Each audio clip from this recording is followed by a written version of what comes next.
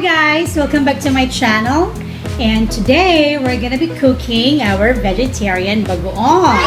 But before that, let me shout out to Ma'am Merlene De La Torre of Cansohong, Talisay City, Cebu for sharing us her iba or kamias. Ma'am Merlene, again, thank you so much for this wonderful gift from your garden to my kitchen. But before we start cooking, guys, please do not forget to comment, like, share, and subscribe to my channel and click the bell icon for my future videos. Alright, so here are our ingredients for our vegetarian bagoong.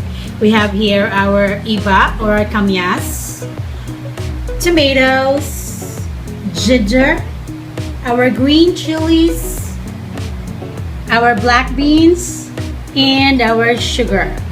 As you observe, I already have my new shopping board here. Very pink shopping board here. Wow. This is actually a sponsor, guys. I already have my sponsors from Agustin family. Ma'am Emma Agustin and Sir Alex Agustin. Thank you so much for this wonderful and very nice colored shopping board.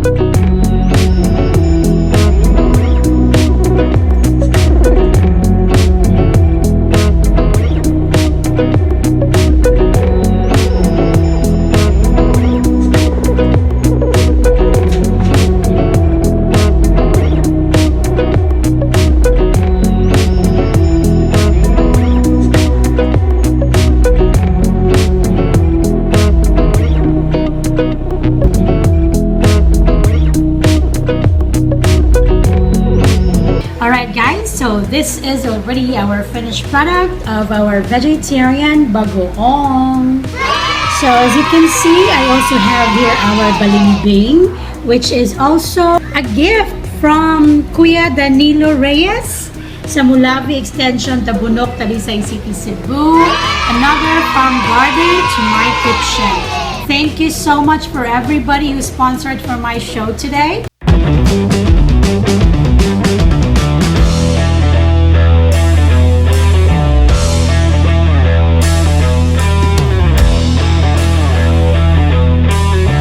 Alright, so this is another simple, quick, and cost-efficient recipe and also a healthier version of our bagoong, which we are accustomed to use. So before we go, guys, please do not forget to like, comment, share, and subscribe to my channel and click the bell icon for more videos. See you again in our next sumptuous recipes, only here at Barbz Kitchen. Bye!